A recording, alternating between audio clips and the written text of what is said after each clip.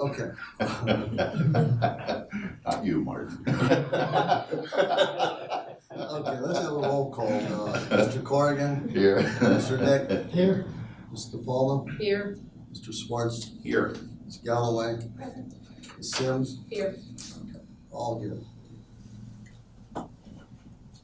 First thing I want to do is, can I have a motion to approve the November 28, 2017 public teleconference meeting minutes? Mr. Schwartz makes the motion So to moved. approve.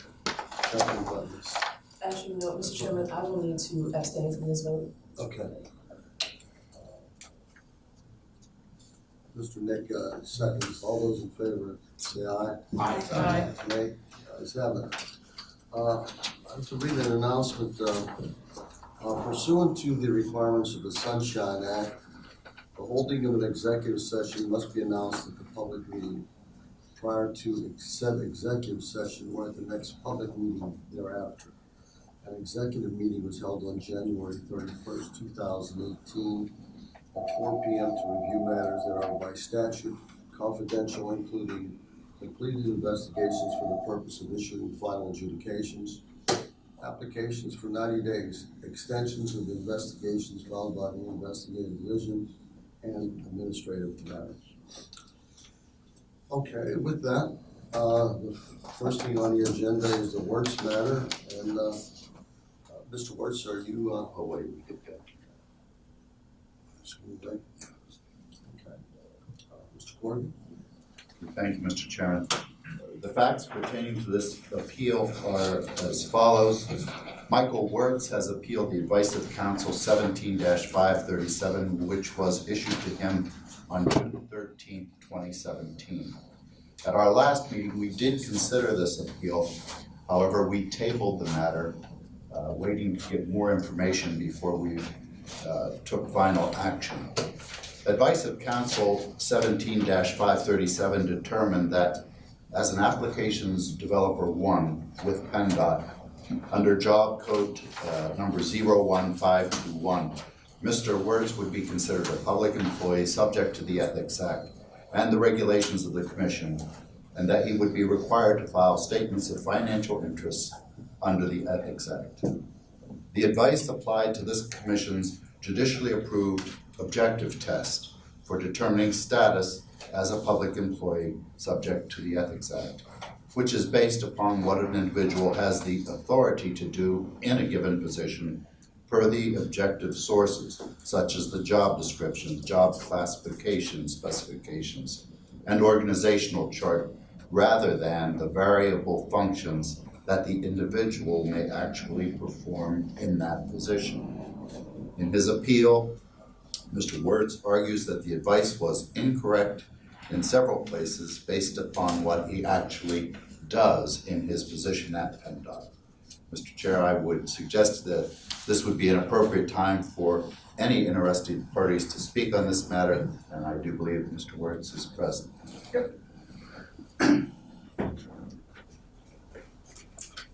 Good morning, and nice to see most of you again. Thanks for taking the time. Rather than reiterate everything we went through last time, I'll just give the short version of, as it said, that job is a low-level position. It doesn't have the authority to spend money, approve any kind of purchases, make any kind of hiring or firing decisions, or any other decisions that would be the target of having your interest disclosed. There's no real way to have a conflict of interest since you operate under established standards using established software. The only real thing you can do there is suggest something that you came across that you think might help you, and that would be true of any position anywhere in the Commonwealth. If you came across a piece of software that would, hey, this might help us do what we want to do, that could be true for anyone. So other than that, I'd take any questions if anyone had any. I have a question. Sure. George, your job classification title is Applications Developer 1. Correct. Is that the same as an Application Development Specialist 1? I don't think so. Okay. It sounds similar though. Okay. Because I'm not familiar with that title. I've never come across that. in the information we got from the department, they talked about Senior Application Developer. application development specialist 1 and 2. So I was just wondering if it's the same thing. It probably is, because it's 1, 2, and then senior, which used to be classified as a 3, but they changed the name. Okay, thank you. Sure. Question. Sure. In light of our prior conversation when you were here, when we talked about PennDOT and the way they listed your job description and your job duties, did you, on your own, ever take any initiative to ask them to amend your job description? No, even at the time of the last meeting, I'm no longer an employee of PennDOT. I've actually taken a promotion and now work at CSRS. I'm an application developer too now. Okay. And that position is not subject to the disclosure. And which agency are you with? State Employees Retirement System. Those disclosures, at least in the applications field, seem to be limited to upper management. Even application developer administrators don't usually have to file them. From the people I've asked that I know that hold those titles, including my current boss and my 2 bosses ago from L&I. So really, the question insofar as you're concerned as an individual is moot. I'm sorry? The question is moot insofar as you're concerned on this appeal, because you're no longer. Well, I would still be required to file. Oh, retroactively, Yes, okay, I yes, see, okay. for this year and last year, because of the way the timing worked, I had to file when I started and for the last year. Okay. So 2016, 2017. Anyone else have a question? Val? Did PennDOT have you file the Governor's Code of Conduct statement financial entries? No. They didn't ask you to do that? Unless that was a part of this process. From what I understand, and I just learned this from my own HR agency, you fill out one form and it does both. So from our view, Electronically. from our view, I didn't even realize there were 2, but from our view, it was only one form. And if that's not involved in this, then no. They do typically, if you have to file under the Ethics Act, you've got to file with them. Okay. But you're right, if they wanted you to do it electronically, it would automatically fill out both forms at the same time. Okay. Thanks. Anyone else? Mr. Chairman, may I just put on the record, I was not a commissioner at the time of the September 28, 2017 public meeting, but in preparing for today's meeting, I watched the video and the question and answer with Mr. Wertz at that meeting and believe I am prepared to participate. Mr. Chairman, I'm similarly situated to my fellow commissioner. I too was able to watch your video, Mr. Wertz, and saw the Q&A, and I'm prepared to participate today.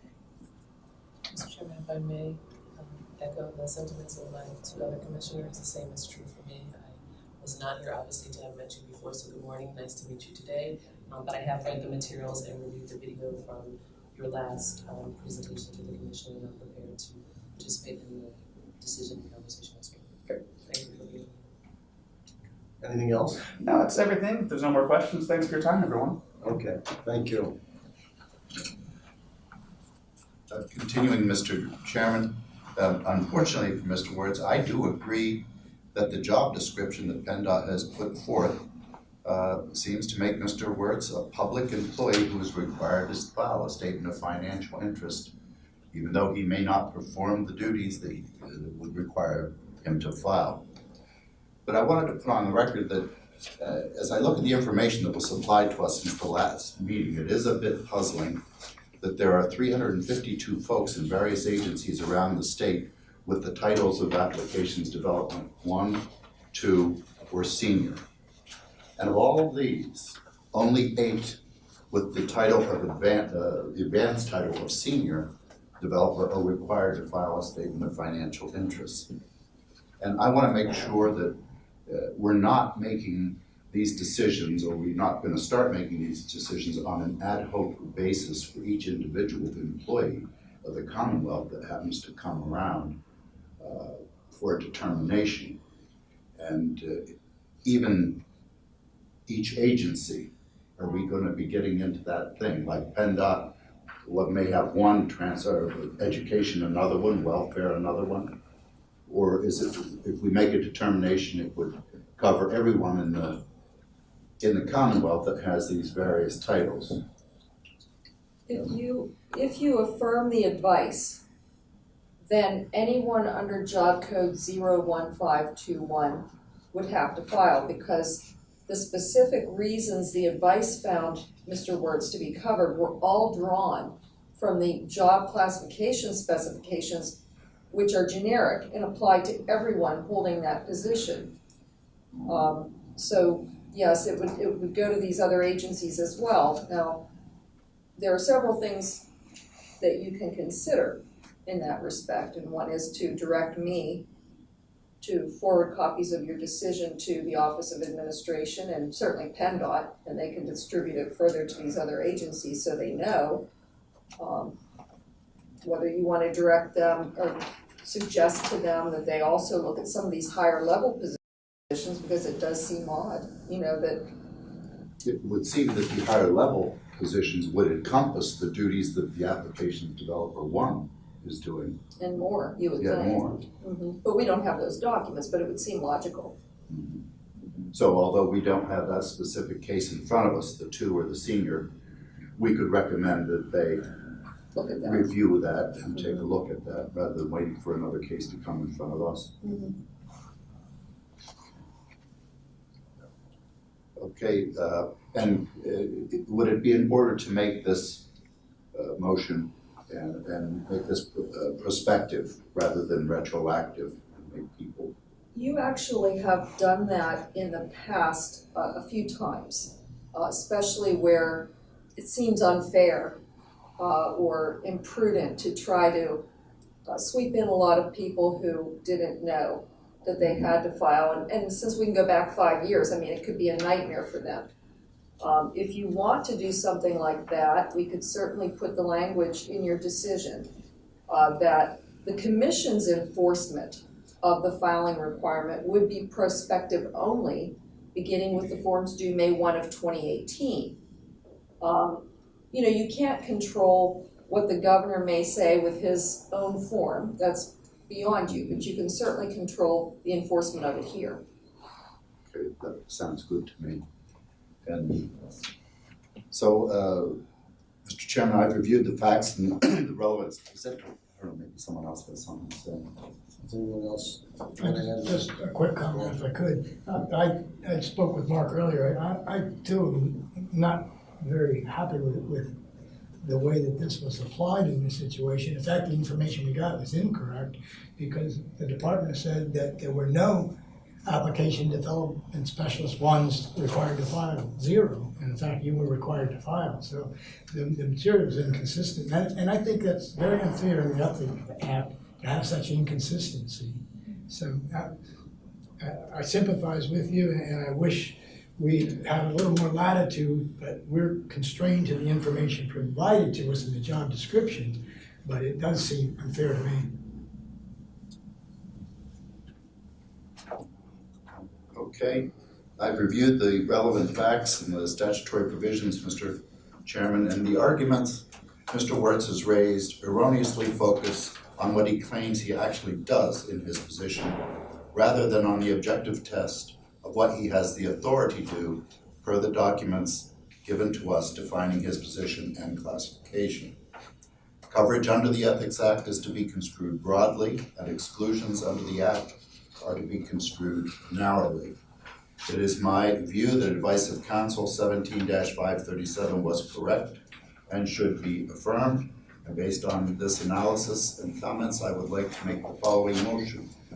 I move that as an applications developer 1 with the Pennsylvania Department of Transportation under Job Code 01521, Michael Wertz is a public employee subject to the Ethics Act and the regulations of the Pennsylvania State Ethics Commission, and in particular the requirements for filing statements of financial interest pursuant to the Ethics Act.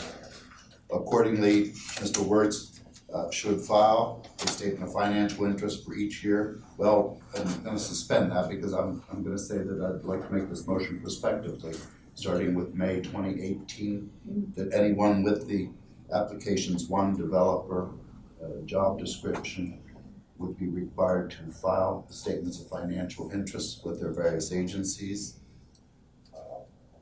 and that this determination by the commission be communicated to the governor's office, and also that the appeal be denied and the advice of counsel 15-537 be affirmed. Motion made by Mr. Corrigan, second by Mr. Baker. Any questions? And so Commissioner, Mr. Chairman, under the revised motion that's on the floor, Mr. Wertz would not be required to file. That would be our order. But the position itself, anyone sitting in that position effective May 2018 would be required to file. Unless, when was your last day? 6 months ago. So For 20. you still have to file as a former. Okay. Then. And just understand that when they revisit the upper level positions, you may have to file. I see where that's going. So to be clear, anyone in the position in 2017 will be required to file for May 1, 2018, and that will be the prospective application of this. The reason being, they're either a current or they're a former. You have to file every year you hold the position and the year after you leave, so. Thank you. All those in favor signify by saying aye. Aye. Nay, the ayes have it. Okay. Let's see, the next thing we got here is Ms. Galloway, civil penalty orders consents. Thank you, Mr. Chairman.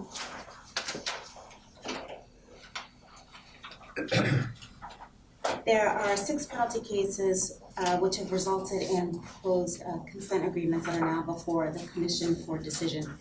These particular cases involve respondents Paul Walters, Abel Amoros, Michael Zurich, Maria Rosario, Ronald Bowser, and Stephen Paulus, who held the positions of the role manager 2, income maintenance worker, income maintenance caseworker, income maintenance caseworker, also income maintenance caseworker, constable, and constable respectively.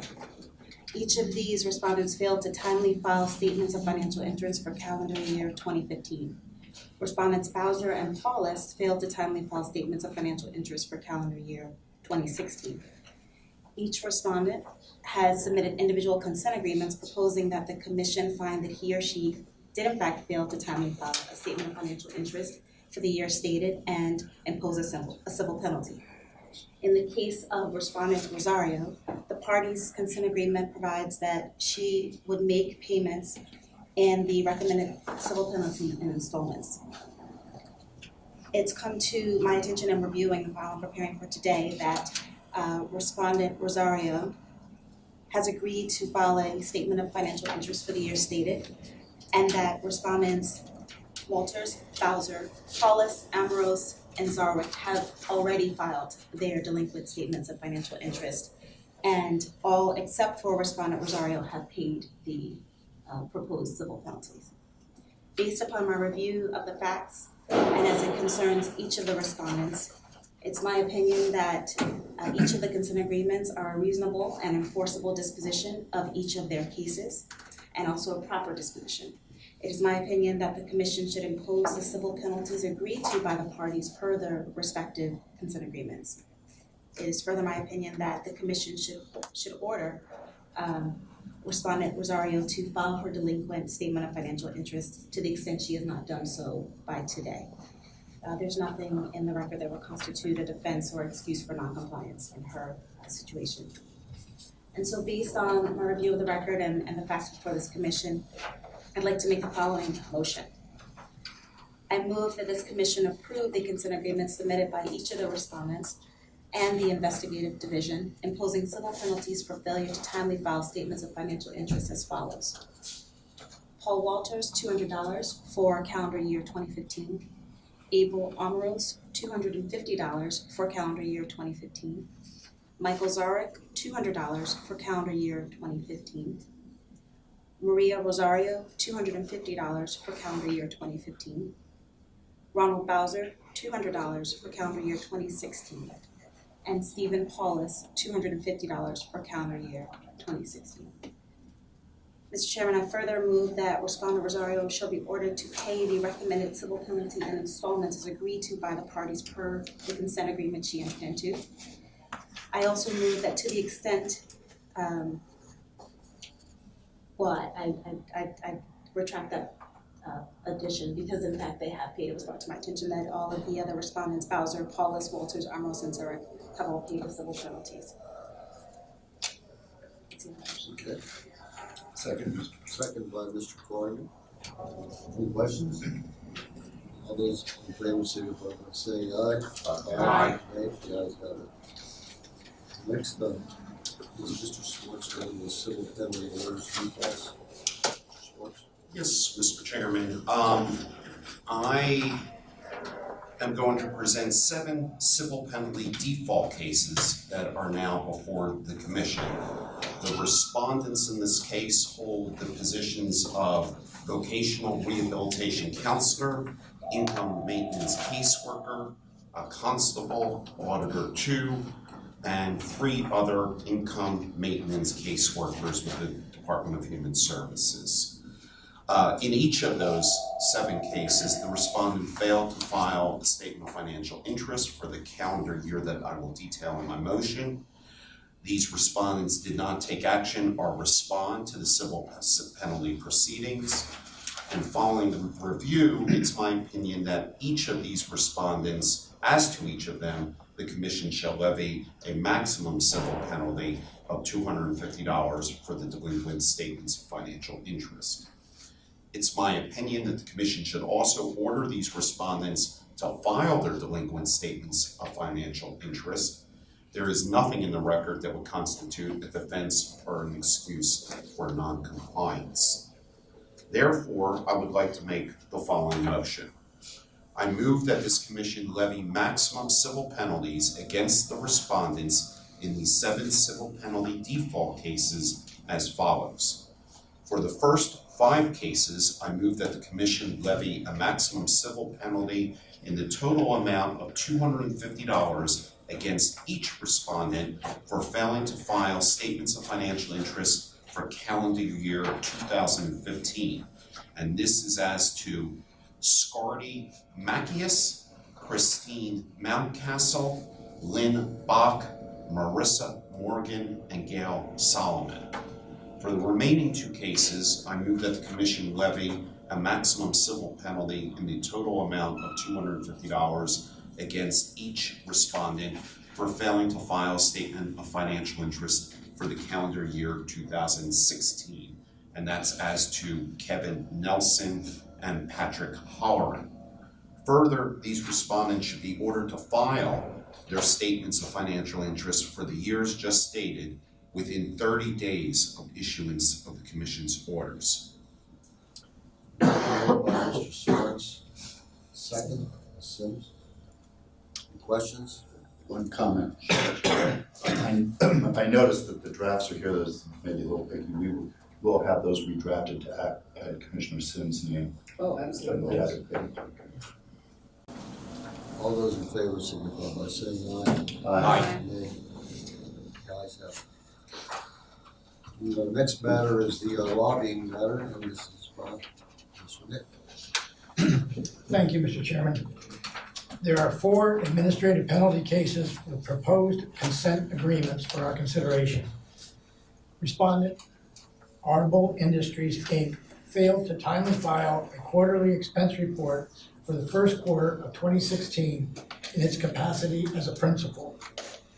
Respondents, American Bible Society, Women and Girls Foundation of Southwest Pennsylvania, and Mastery Charter High School failed to timely file quarterly expense reports for the second quarter of 2017 as principals. The parties are in agreement that each respondent's transgression of the lobbying disclosure law was negligent. All 4 respondents have now submitted their delinquent expense reports to the Department of State. Based upon my review of the facts, I am of the opinion that each consent agreement sets forth a proper disposition for the respective case, and I would like to make the following motion. I move that this commission approve the consent agreement submitted by the investigative division and the following respondents and impose the following administrative penalties. As to Audible Industries, Inc., 1 administrative penalty in the amount of $2,425 for its delinquent expense report for the first quarter of 2016. As to American Bible Society, one administrative penalty in the amount of $2,190 for its delinquent expense report for the second quarter of 2017. As to Women and Girls Foundation of Southwest Pennsylvania and Mastery Charter High School, one administrative penalty each in the amount of $1,825 for their delinquent expense reports for the second quarter of 2017.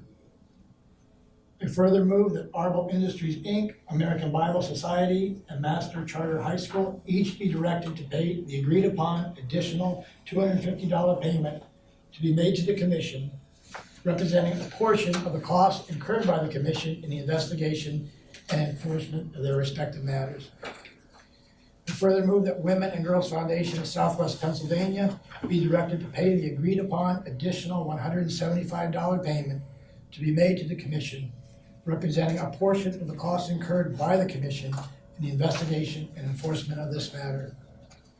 Finally, I move that those respondents who have not yet paid their administrative penalty or the aforesaid additional payment to the Commission be directed to do so within 30 days of the mailing date of the Commission's order.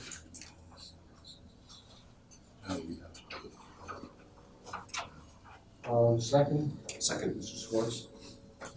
Any questions? All those in favor signify by saying aye. Aye. Nay, the ayes have it. The next matter is an announcement on the election of officers. Pursuant to Commission Resolution 85-002, a notice of election must be publicly announced at least 30 days prior to such election and forwarded to all members of the Commission. Therefore, the Pennsylvania State Ethics Commission hereby announces that an election of officers will be conducted at the next regular scheduled meeting of the Pennsylvania State Ethics Commission for the purpose of electing the chairperson and vice chairpersons. The term of office for the chairperson and vice chair expires on April 7th, 2018. That being said, the last item is the ratification of approval of commission staff pay increase. Mr. Paul. Thank you, Mr. Chairman.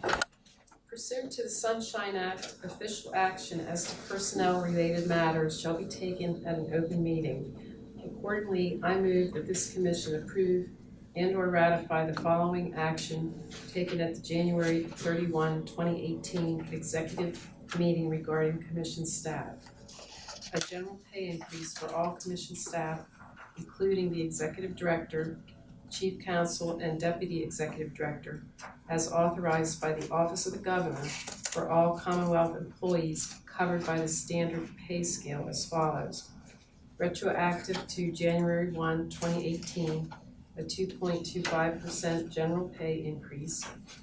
Effective July 1, 2018, a 2.5% general pay increase. And effective January 1, 2019, a 2% general pay increase.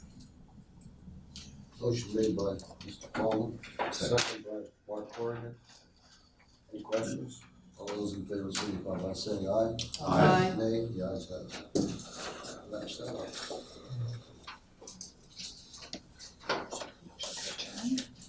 So, shall we go to executive session? Yeah, you better adjourn this one. Meeting for adjournment of the public meeting, Corrigan makes a motion to adjourn, second by Mr. Palmer. Okay, all those in favor signify by saying aye. Aye. Nay, the ayes have it.